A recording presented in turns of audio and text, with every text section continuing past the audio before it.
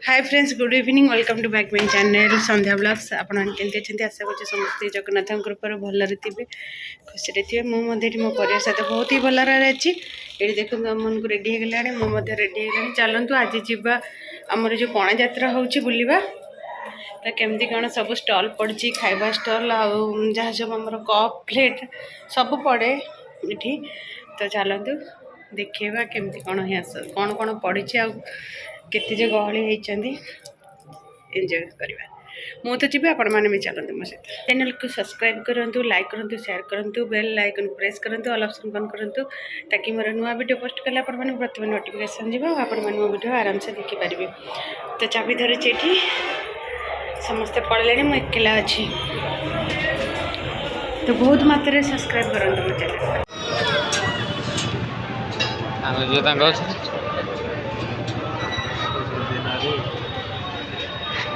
Rock clip द्वारा एडा Khojwa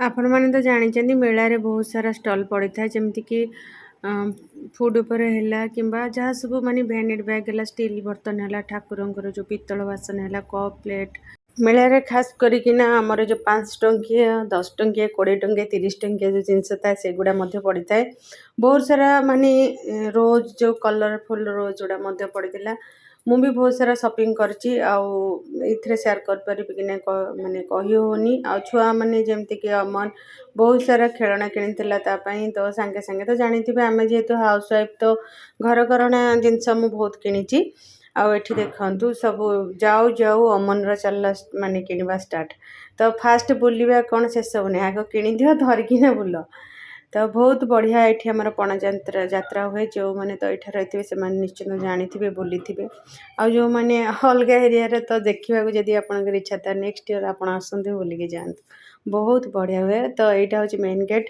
3टा gate 3-4टा gate अच्छी छोट छोट तो यहाँ हूँ आमर माने मेन गेट तो ये मिस्टर आसिकिना ठिया होते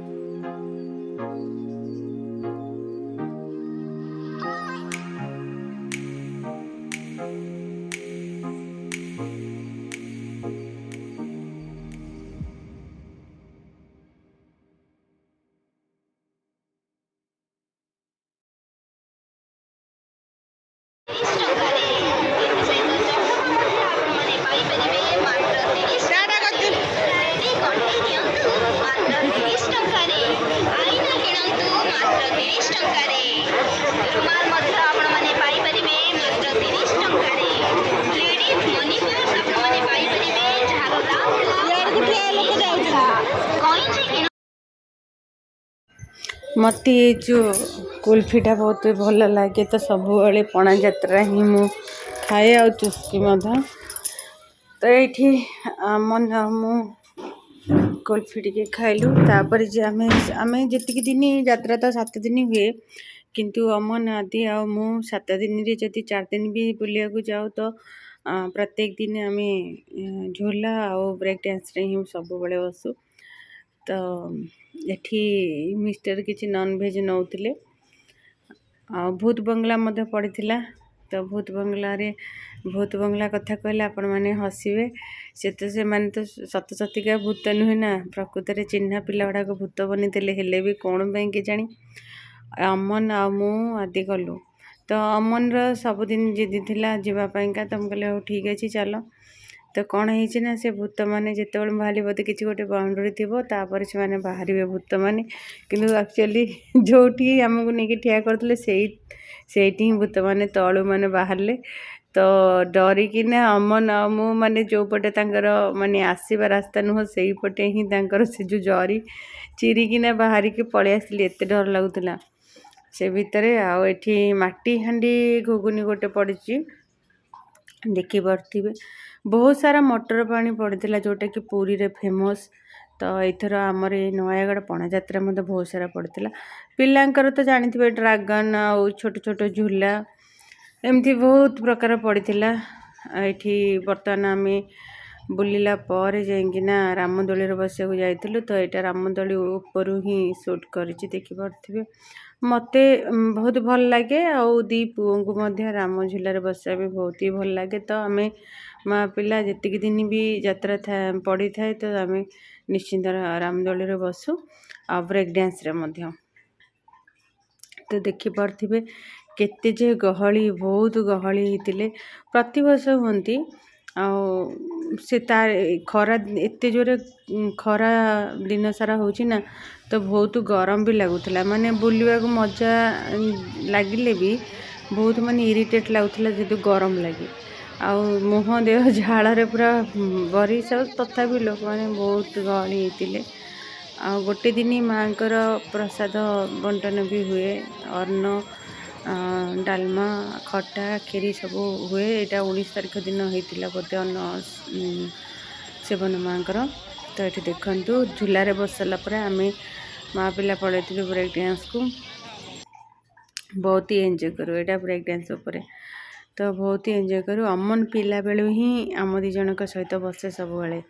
ଆଦି ତ ବି ଛୋଟ ଛୁଆବେଳୁ ବି ମୋ ସହିତ ରାମ ଝୁଲାରେ ବସେ, ଅମନ ବି ସେମିତିଆ। ତ ଆମେ 3 ଜଣ ସବୁ ବହୁତ ସାରା ଏନ୍ଜୟ କରୁ ଏଇ ଝୁଲାରେ, ବ୍ରେକ୍ ଡ୍ୟାନ୍ସ ଆଉ ଝୁଲାରେ। ତ ଏଇଠି ଦେଖନ୍ତି ଭୂତ ବଙ୍ଗଳା। ତାପରେ ଲାଷ୍ଟରେ ଯାଇଥିଲୁ, ଯାହା ମାନେ ମୁଁ ଭାବିଲି ଯେ ଅମନକୁ ବହୁତ ସାରା ଡର ଲାଗିବ, ତ ସେଥିପାଇଁକା ଡରିକି କାଳେ କିଛି ହେବ, ସେଥିପାଇଁକା ତାଙ୍କର ଯେଉଁପଟେ ଆସିବା କଥା ସେପଟେ ନ ଆସିକି ଅପୋଜିଟ୍ ପଟେ ପୁରା 1 ମିନିଟ୍ ବି ସେ ଭିତରେ ରହିନୁ, ପଳେଇ ଆସିଥିଲୁ।